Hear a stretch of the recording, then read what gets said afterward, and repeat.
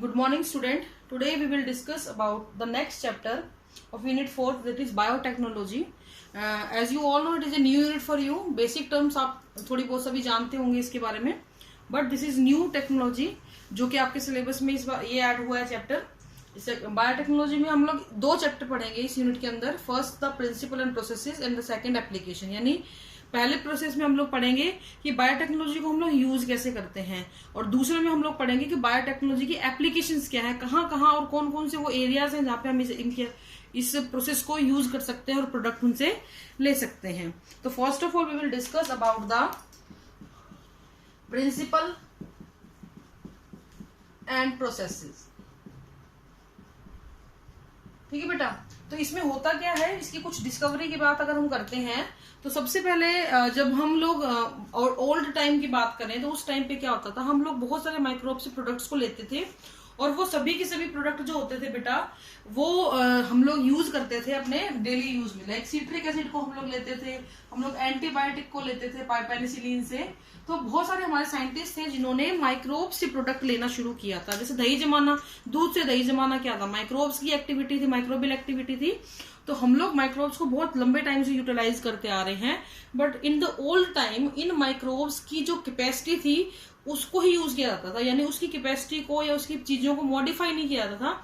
सिर्फ जो काम वो कर रहे हैं हम उसी काम से ही उससे प्रोडक्ट लेते रहते थे. लाइक सिट्रिक एसिड बना रहा है कोई चीज तो वो सिट्रिक एसिड उससे हम लेते चले जा रहे हैं, या एंटीबायोटिक कोई फंगस बना रही है पेनिसिलिन तो उससे हम एंटीबायोटिक ले रहे हैं. फिर हमने कोशिश करी कि हम इसके लेवल को इंक्रीज कर लें, यानी कि हमारा जो प्रोडक्ट है उसके अमाउंट को हम लोग इंक्रीज कर सकते थे. लेकिन उस केस के अंदर हुआ क्या, अमाउंट तो बढ़ गया लेकिन प्रोडक्ट की क्वालिटी के ऊपर हमने कोई काम नहीं किया. तो उसके बाद आपकी जो आती थी मॉडर्न बायोटेक्नोलॉजी इमरजेंसी में आई. मॉडर्न बायोटेक्नोलॉजी में क्या होता था बेटा, हम लोग बायोलॉजिकल ओरिजिन के साथ ऑर्गेनिज्म के साथ में टेक्नोलॉजी को भी इन्वॉल्व करने लग गए. तो आपकी आई बायोटेक्नोलॉजी अकॉर्डिंग टू EFB. अगर हम इसको डिफाइन करते हैं according to European Federation of biotechnology,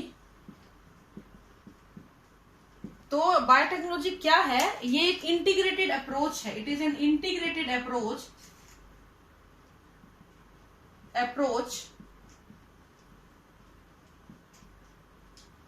to use microbiology, biochemistry and engineering. तो इंजीनियरिंग को, बायोकेमिस्ट्री को और माइक्रोबायोलॉजी को इंटीग्रेटेडली आप यूज करते थे.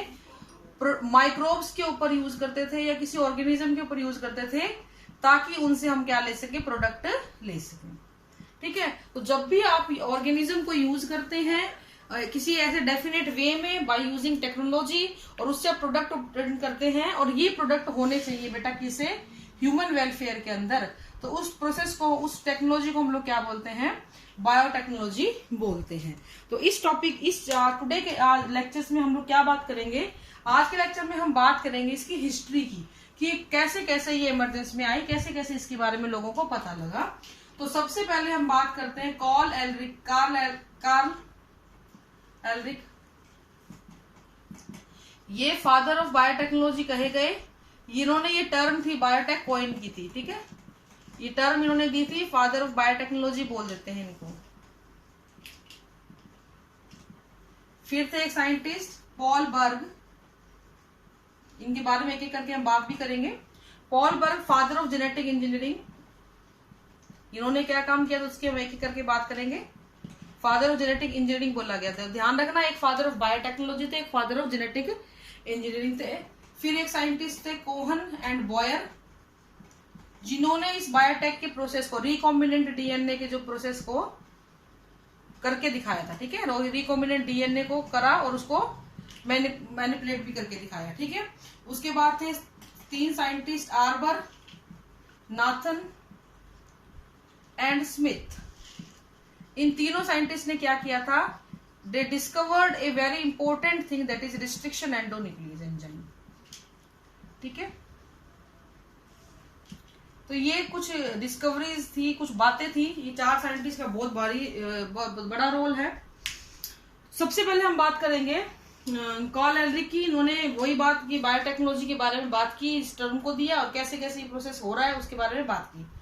Paul Berg, father of genetic engineering, इन्होंने भी काम किया। इन्होंने क्या करके बताया बेटा, इन्होंने सबसे पहले एक वायरस था SV40 वायरस, इस वायरस के अंदर से किसी डिजायरेबल जीन को निकाला, उस डिजायरेबल जीन को लैम्डा फेज के अंदर इंट्रोड्यूस करवाया और फिर उसके वो बैक्टीरिया में इंट्रोड्यूस करा के उसकी क्या करवाई बेटा, क्लोनिंग करवाई, और क्लोनिंग करवा के क्या हुआ, हमें प्रोडक्ट मिला। तो ये काम इन्होंने किया था, इसका मतलब इन्होंने जेनेटिक इंजीनियरिंग की नींव रख दी थी। ठीक है, पॉल बर्ग ने, इन्होंने बहुत इंपॉर्टेंट काम किया था क्योंकि इसी से चीजें आगे बढ़ती चली गई। उसके बाद कई बार ऐसा पूछ जाता है कि ऐसी कौन सी वजह थी या ऐसी कौन सी चीजें थी जिनकी वजह से बायोटेक्नोलॉजी एग्जिस्टेंस में आई। तो दो मेन डिस्कवरी थी हमारे आसपास के एरिया में, या उस टाइम पे जब बायोटेक्नोलॉजी कोई बात भी नहीं करता था, उस टाइम पे दो बड़ी डिस्कवरीज करी गई, दो बड़ी खोजी हुई, उनके बारे और उनकी वजह से बायोटेक्नोलॉजी का भी बूम आया, या बायोटेक्नोलॉजी के बारे में लोग बात करने लगे या उसको परफॉर्म करने लगे। वो दो डिस्कवरी थी बेटा, प्लाज्मिड की खोज और रिस्ट्रिक्शन एंडोन्यूक्लियस की खोज। रिस्ट्रिक्शन एंडोन्यूक्लियस, तो ये दो खोज थी, ये दो डिस्कवरी थी जिनकी वजह से जो है आपका बायोटेक्नोलॉजी के बारे में बातें हुई, चर्चा हुई और लोगों ने इसको देखना शुरू किया। प्लाज्मिड को क्यों यूज करते थे, क्योंकि ये सेल्फ रेप्लिकेटिंग था, तो क्लोन बनाना बड़ा आसान हो जाता था, तो सेल्फ रेप्लिकेशन कर लेता था। और ये मिलता किसमें था बेटा, बैक्टीरिया में ये पाया जाता है, बैक्टीरिया के अंदर से इसको हम निकाल के इसको यूज करते थे। इसकी प्रॉपर्टी कौन सी यूज करते थे, सेल्फ रेप्लिकेशन की। प्लाज्मिड का दूसरा नाम होता है बेटा जीन टैक्सी, आपको लिखा मिल सकता है, आपको वेक्टर लिखा मिल सकता है। तो ये दोनों ही नाम प्लाज्मिड के लिए यूज किए जाते हैं। क्यों बोलते हैं, because they carry a foreign gene, ये किसी भी एक्सटर्नल जीन को अपने अंदर अटैच कर सकता था और उसको कैरी करके ले जा सकता था।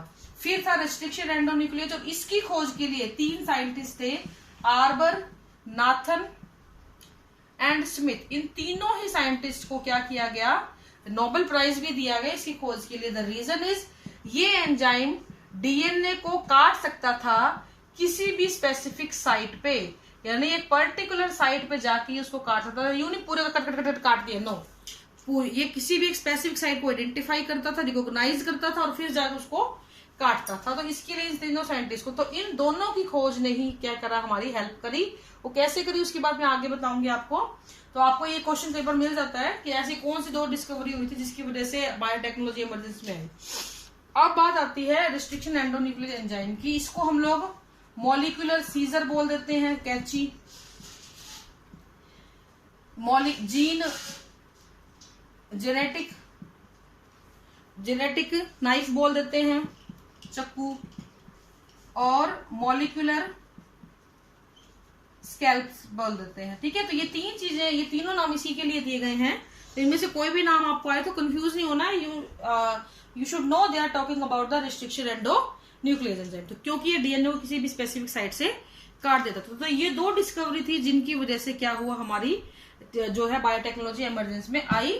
तो मॉडर्न बायोटेक्नोलॉजी कैसे आई ये मैं बता चुकी आपको। इन 2 डिस्कवरीज की वजह से साइंटिस्ट ने काम करना शुरू किया, और इसका फायदा क्या होता था, क्यों करा गया इतनी परेशानी। पहले जब सब चीजें बन रही थी, पहले पुराने टाइम में जो चीजें बनती थी बेटा, वो बनती थी on the basis of quantity of the product. हमने प्रोडक्ट की क्वांटिटी बढ़ा ली लेकिन हम क्वालिटी को इंप्रूव नहीं कर पाए।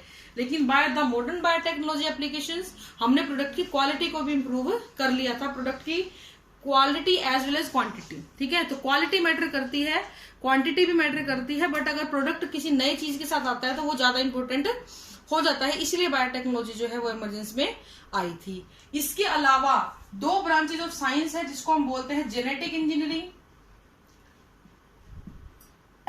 और केमिकल इंजीनियरिंग। इन दोनों ने भी बहुत हेल्प करी, यानी कि जो अगर कोई इंसान बायोटेक्नोलॉजी पढ़ता है, बायोटेक्नोलॉजी का साइंटिस्ट है, वो भी इन दोनों एस्पेक्ट्स को भी बहुत अच्छे से जानता है। जेनेटिक इंजीनियरिंग के बारे में पढ़ना उसके लिए बहुत जरूरी होता है, केमिकल इंजीनियरिंग भी उनको पढ़ाई जाती है, so that they can perform the activity well.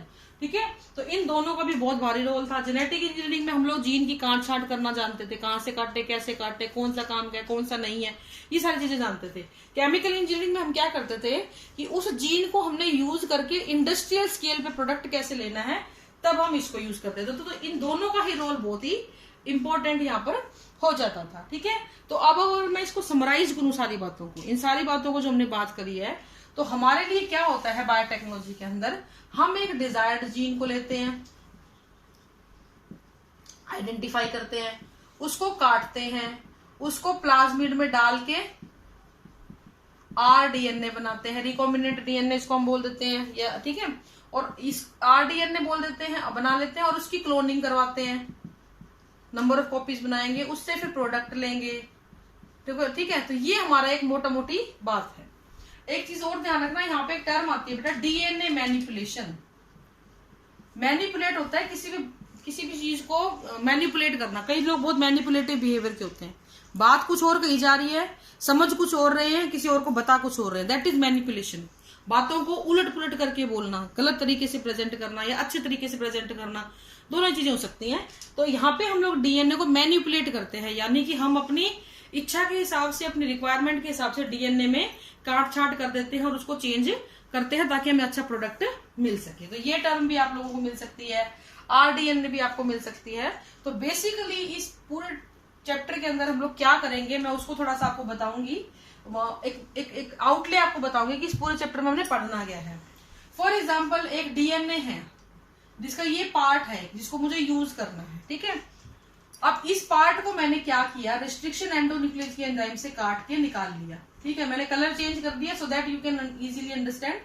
तो ये टुकड़ा मेरे पास आ गया, इसको निकाला किससे बेटा, रेस्ट्रिक्शन एंडोन्यूक्लियस एंजाइम की हेल्प से निकाल दिया। अब इसको निकाल तो लिया, लेकिन इसको किसी दूसरे होस्ट में इंट्रोड्यूस कैसे करवाएंगे, तो हम लोग यूज करेंगे किसको, वेक्टर को।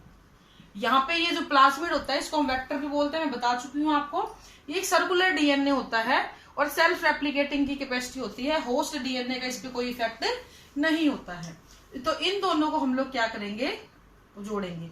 अब उससे पहले एक चीज आती है कि भाई जोड़ोगे कैसे, तो इसको भी हम क्या करेंगे बेटा, काटेंगे किससे, रेस्ट्रिक्शन एंडोन्यूक्लियस से। तो इस तरीके से आपका ये पीस आ गया और इधर से आपका ये खुला हुआ हिस्सा आ गया, ठीक है, खुल गया ये रेस्ट्रिक्शन एंडोन्यूक्लियस से। अब इन दोनों को हम जोड़ देंगे। जोड़ने के लिए हम लोग यूज करते हैं मॉलिक्यूलर गम, और मॉलिक्यूलर गम का नाम जो है यहाँ पे वो आप शायद मैं पहले ही बता चुकी हूँ आपको, आप ट्रांसलेशन चैप्टर पढ़ चुकी हो, डीएनए लाइन। ये दोनों जुड़ गए आपस में। अब इस प्लाज्मिड को, अब ये आरडीएनए बन चुका एक तरीके से, इसको हम लोग डाल देंगे किसके अंदर बेटा, बैक्टीरिया के अंदर। डाल दिया बैक्टीरिया के अंदर, ठीक है। अब जैसे ही आपने इसको बैक्टीरिया के अंदर डाला, बैक्टीरिया ने डिवाइड करना शुरू किया, 1 से 2, 2 से 3, 1 से 2, 2 से 4, 4 से 8, 4 से 6, 8, 10, 12 ऐसे बनते चले जाएंगे, नंबर बढ़ते चले जाएंगे। जैसे जैसे नंबर बढ़ेंगे ये भी अपने आप को रेप्लिकेट करेगा, इसके भी नंबर बढ़ते चले जाएंगे। तो आपको एक बड़े पैमाने पे आपने एक डीएनए तैयार किया रिकॉम्बिनेंट, उससे आपको ह्यूज डीएनए का एक लॉट मिल गया which start producing their product. तो इस तरीके से आपको आपका प्रोडक्ट क्या है बेटा, मिल जाएगा। तो कहने का मतलब ये है, इस आरडीएनए को आपने बैक्टीरिया में इंसर्ट करना है, ये आपका होस्ट हो जाता है और धीरे धीरे आपको प्रोडक्ट मिलना शुरू हो जाता है। तो इस पूरे चैप्टर के अंदर हम इसी बात के इर्द गिर्द घूमेंगे, कैसे हुआ, क्या चीजें यूज करी, क्या नहीं करी, ये सारी बातें इसमें करी जाएंगी। तो ये आपका आज का इंट्रोडक्शन है। हिस्ट्री की हमने बात की, किस किस साइंटिस्ट ने क्या क्या काम किया था, फिर हमने उन डिस्कवरीज की बात करी कि किस किस डिस्कवरी की वजह से ये बायोटेक्नोलॉजी इतनी ज्यादा इमरजेंसी में आई। फिर हमने बात की कि कौन क्या क्या क्या जो ब्रांच ऑफ साइंस है जो हेल्प करती है इसको, और फिर हमने एक लेआउट दिया आपको कि हाँ ऐसे कुछ प्रोसेस ये कंप्लीट होता है। Tomorrow we will discuss about the tools of the biotechnology, and this is all for today. Thank you and have a nice day.